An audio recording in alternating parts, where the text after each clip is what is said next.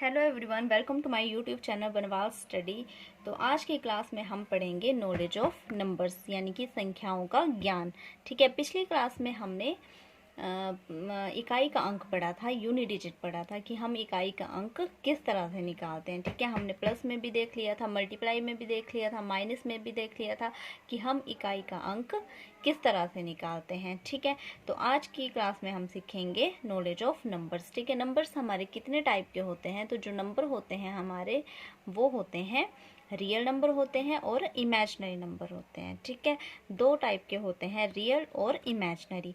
जो हमारे real number होते हैं उनको वास्तविक संख्याएं कहते हैं। ठीक है, तो वास्तविक संख्याएं हमारी कौन सी होती है? जो भी संख्याएं, जितनी भी संख्याएं जो हैं वो प्लस में हो, माइनस में हो, रूट में हो, बटे में हो, वो सारी हमारी क्या होती हैं? वास्तविक संख्याएं होती हैं। ठीक है, जैसे -5, -10, -15, +15, +2, -3/4, √3/4, ठीक है, √5, ये सारे हमारे क्या हैं? वास्तविक संख्याएं हैं। ठीक है, जो हमारे इमेजिनरी नंबर होते हैं उनको बोलते हैं काल्पनिक संख्याएं। ठीक है, इमेजिनरी नंबर को हम आई से डिनोट करते हैं और ये हमेशा क्या होते हैं? रूट के अंदर नेगेटिव होते हैं। जो भी संख्या आपको रूट के अंदर नेगेटिव दिखे वो होते हैं इमेजिनरी नंबर। ठीक है, आपने सिर्फ इतना याद रखना है कि जो भी संख्या रूट के अंदर नेगेटिव होगी वो इमेजिनरी होगी और बाकी जितनी भी संख्याएं होती हैं, ठीक है, वो सारी क्या होती हैं?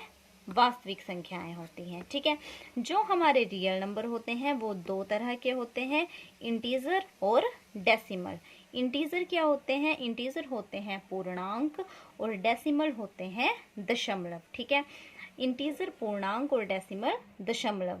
पूर्णांक यानी कि पूरा अंक। ठीक है, इसमें क्या होते हैं? पूरे अंक आने चाहिए, पूरी संख्या आनी चाहिए। ठीक है, पूरे अंक आते हैं इसमें, ये बटे की फॉर्म में नहीं होते हैं। और डेसिमल आपको पता है ये पॉइंट की फॉर्म में आएगा या फिर बटे की फॉर्म में आएगा। ठीक है, तो जो हमारे इंटीजर होते हैं वो इस तरह से होते हैं, जैसे -4 हो गया, -5 हो गया, ठीक है, -8 हो गया, 1, 2, 3, ये सारे क्या है? हमारे इंटीजर हैं। ठीक है, यानी कि पूरे अंक हैं, ये बटे की फॉर्म में नहीं आते हैं। ठीक है, ये सारे हैं हमारे इंटीजर।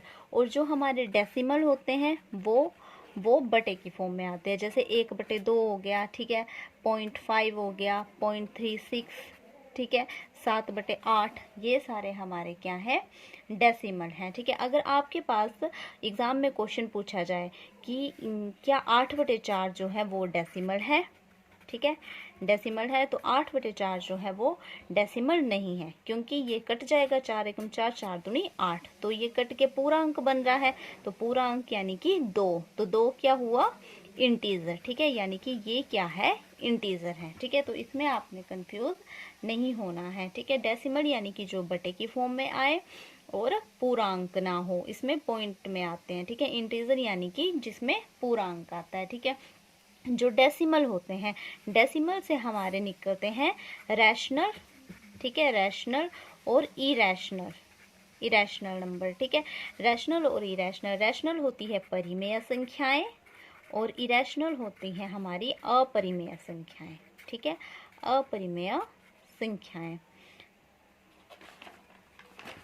अब हम पढ़ेंगे इंटीजर के बारे में सबसे पहले। ठीक है, तो इंटीजर होते हैं हमारे पूर्णांक यानी कि पूरा अंक। इंटीजर पूर्णांक, हिंदी में इसको पूर्णांक बोलते हैं। ठीक है, तो सबसे पहला हमारा आता है नेगेटिव इंटीजर। ठीक है, नेगेटिव इंटीजर, नेगेटिव इंटीजर यानी कि ऋणात्मक संख्याएं, ऋणात्मक संख्याएं। ऋणात्मक संख्याएं यानी कि इससे ही स्पष्ट हो रहा है कि जो भी संख्या, जिस भी संख्या के साथ माइनस लगा हो, -2, -4, -6, -8, -11, ठीक है, ये जितनी भी है हमारी, ये क्या है? नेगेटिव इंटीजर यानी कि ऋणात्मक संख्याएं हैं। ठीक है, नेगेटिव इंटीजर यानी ऋणात्मक संख्याएं, जिन भी संख्याओं के साथ माइनस लगा हो वो हमारे नेगेटिव इंटीजर होते हैं। ठीक है, दूसरे होते हैं हमारे पॉजिटिव इंटीजर। पॉजिटिव इंटीजर कौन से होते हैं?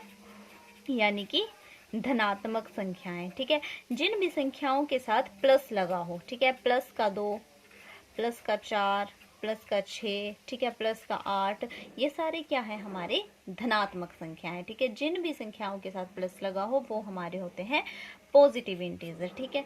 नेक्स्ट है हमारे नेचुरल नंबर। नेचुरल नंबर कौन से होते हैं? नेचुरल नंबर यानी कि प्राकृतिक संख्याएं, ठीक है। जितनी भी हमारी संख्याएं होती है एक से लेके इनफाइनाइट तक, ठीक है, 1 2 3 4 5 6, ठीक है, इनफाइनाइट तक जितनी भी संख्याएं हमारी होती हैं एक से लेके इनफाइनाइट तक, वो सारी क्या होते हैं हमारे नेचुरल नंबर्स होते हैं, ठीक है। जो भी नंबर हम गिनती के लिए यूज़ करते हैं, ठीक है, जिनका यूज़ हम गिनती में करते हैं वो सारे हमारे नेचुरल नंबर होते हैं, ठीक है।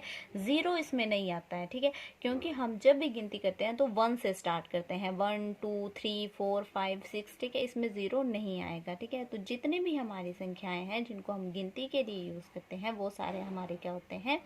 नेचुरल नंबर्स होते हैं, ठीक है।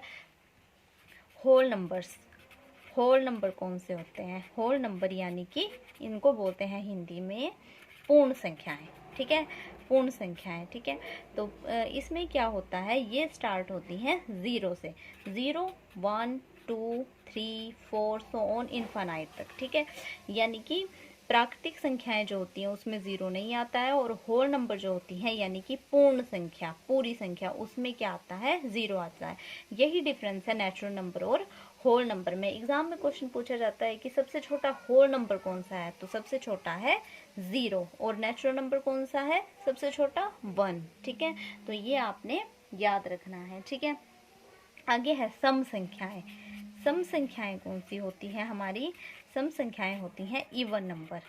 इवन नंबर यानी कि जो संख्याएं हमारी 2 से डिवाइड हो जाएं, ठीक है।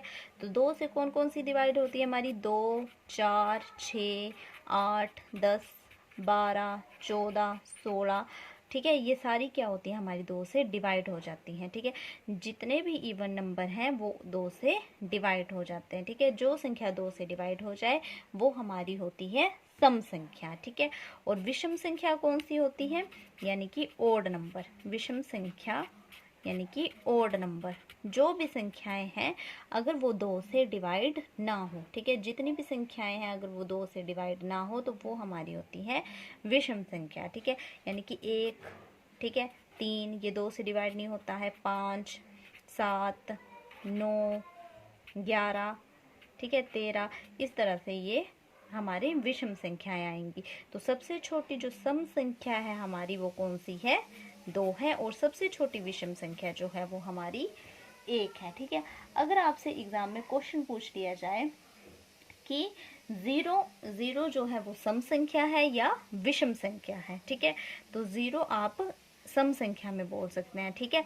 0 जो है वो एक सम संख्या हो सकती है, लेकिन 0 एक विषम संख्या नहीं है, ठीक है। तो एग्जाम में अगर क्वेश्चन आए तो आपने 0 सम संख्या ही बोलना है, ठीक है। नेक्स्ट है हमारी अभाज्य संख्याएं। अभाज्य संख्याएं यानी कि प्राइम नंबर, ठीक है। अभाज्य संख्याएं, अभाज्य संख्याएं इनको बोलते हैं हम प्राइम नंबर, ठीक है। प्राइम नंबर कौन से होते हैं हमारे? प्राइम नंबर होते हैं या तो जो नंबर 1 से कटे, ठीक है, या फिर खुद से कटे, या तो वो 1 से डिवाइड होगा नंबर या फिर खुद से डिवाइड होगा, ठीक है, किसी और से डिवाइड नहीं होगा। तो जैसे इसमें आते हैं हमारे, सबसे पहले प्राइम नंबर हमारा आ गया 2, ठीक है। 2 जो है वो या तो 1 से डिवाइड होगा या तो खुद से होगा, ठीक है, या तो ये खुद से होते हैं या फिर 1 से होते हैं। 2 3, ठीक है, 3 के बाद जो 4 है वो हो जाता है 2 से होता है, ठीक है, 4, इसके बाद 5 6 हो जाएगा, 7 फिर 9, ठीक है, उसके बाद 11, उसके बाद 13। तो ये जो भी संख्याएं हैं हमारी ये हैं प्राइम नंबर हैं, ठीक है, जो या तो खुद से होते हैं या फिर 1 से होते हैं, ठीक है, 1 3 5,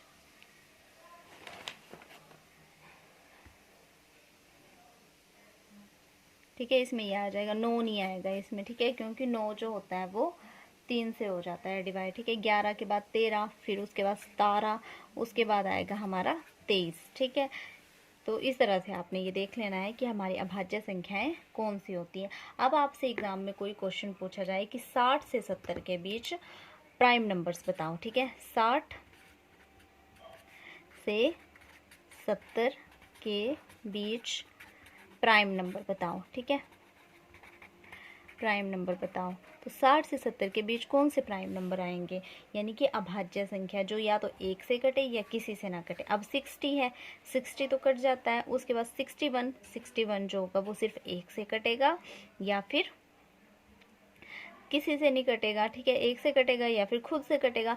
62 वो कट जाएगा, फिर उसके बाद 63 वो भी 3 से कट जाएगा, उसके बाद 64 वो भी कट जाएगा, 65 भी कट जाएगा, 66 भी कट जाएगा, उसके बाद आता है 67 ये नहीं कटेगा, 68 भी कट जाएगा, 69 भी कट जाएगा और 70 भी कट जाएगा। तो 60 से 70 के बीच जो हमारी प्राइम नंबर्स हैं वो है 61 एंड 67, ठीक है।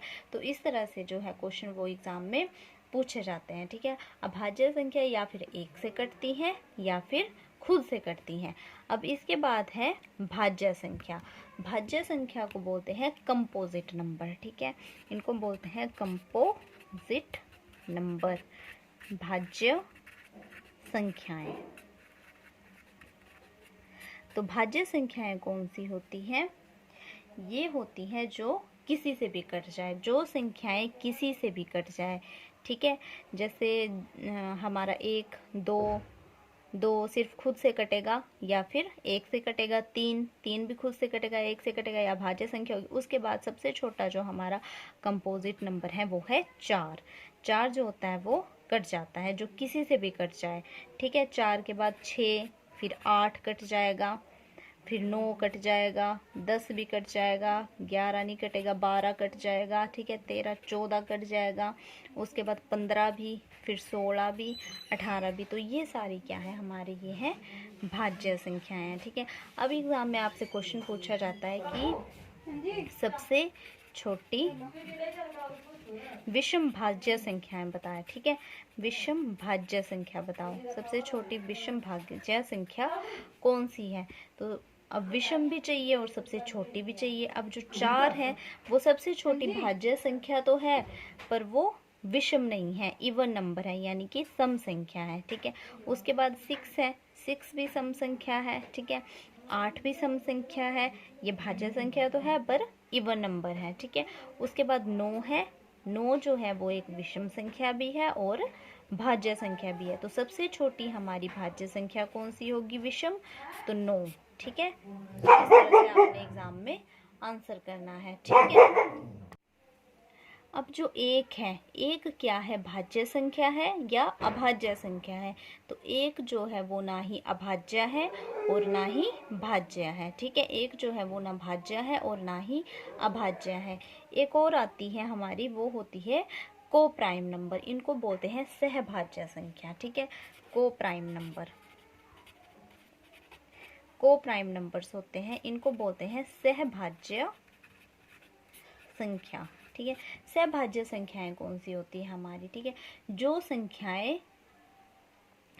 किसी एक से ना कटे। यानी कि मान लो कि आपके पास ये कोई संख्या दी है, ये इस तरह से होती है ब्रैकेट में, ठीक है, 12 और 27 दी है, ठीक है। अब जो 12 है वो किससे कटेगा, ये कटेगा 2 से, और 27 किससे कटेगा, ये कटेगा 3 से, ठीक है।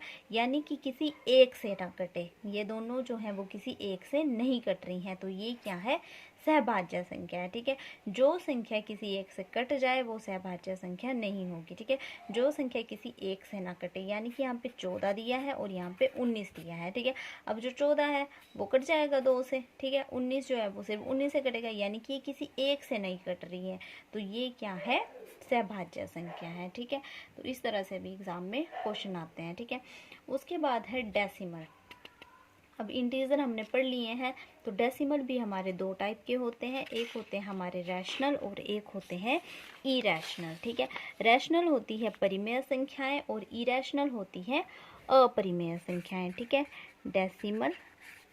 डेसिमल होते हैं रैशनल यानी कि परिमेय संख्याएं और इरैशनल यानी कि अपरिमेय संख्याएं। ठीक है। ये दो तरह की होती हैं। जो हमारे रैशनल नंबर होते हैं वो हमेशा p/q की फॉर्म में लिखे जाते हैं, ठीक है, हमेशा p/q के रूप में लिखे जाते हैं। जैसे ये लिखे जाएंगे 3/2, 5/7, ठीक है। अब जैसे यहाँ पे हमें दिया है 0.25, ठीक है, तो इसको भी हम बटे की फॉर्म में लिख सकते हैं। पॉइंट हट जाएगा यहाँ से, यहाँ पे आ जाएगा 2 0, ठीक है। तो इस तरह से ये भी क्या है, एक हमारा रैशनल नंबर है। 10/3 आ जाएगा इसमें। अब जो 5 है, क्या वो एक रैशनल नंबर है? तो बिल्कुल है, क्योंकि 5 के नीचे हम 1 लगा देंगे तो 5 पे तो कोई फर्क आएगा नहीं, ठीक है। तो इसका मतलब 5/1 ये भी एक रैशनल नंबर है, ठीक है।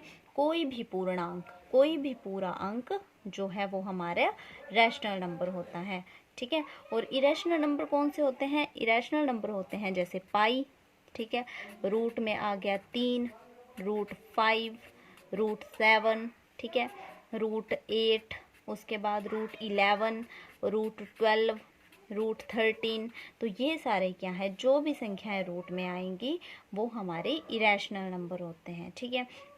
अब आपको एग्जाम में अगर क्वेश्चन पूछा जाएगा क्या 22/7 एक रैशनल नंबर है या इरेशनल, ठीक है, ये एक रैशनल नंबर है या फिर इरेशनल नंबर है, ठीक है, तो आपने बताना है। तो जो 22/7 है वो हमेशा रैशनल नंबर में आएगा, ठीक है, ये इरेशनल नंबर नहीं होगा। लेकिन जो पाई है वो क्या है, इरेशनल नंबर है, ठीक है। तो इसमें आपने कंफ्यूज नहीं होना है। 22/7 जो है वो परिमेय संख्या है और पाई एक अपरिमेय संख्या है, ठीक है। जैसे अगर एग्जाम में क्वेश्चन इस तरह भी पूछा जाता है क्या √4 एक इरेशनल नंबर है, तो √4 जो है वो इरेशनल नंबर नहीं है, क्योंकि रूट जब कट जाता है तो ये 2 की फॉर्म में आ जाता है। तो 2 एक पूर्ण संख्या हो गई, तो पूर्ण संख्या यानी कि ये एक रैशनल नंबर है, ठीक है, परिमेय संख्या है। √9 भी कट जाएगा तो कितना आ जाएगा, 3 आ जाएगा। तो यानी कि ये भी एक परिमेय संख्याएं हैं, ठीक है, जिसमें पूरा ये कटेगा नहीं, ठीक है। जैसे √3, √5, √7, √8, तो ये सारे हमारे इरेशनल नंबर है। पाई एक इरेशनल है और 22/7 एक रैशनल नंबर है, ठीक है। तो इसमें आपने कंफ्यूज नहीं होना है, ठीक है।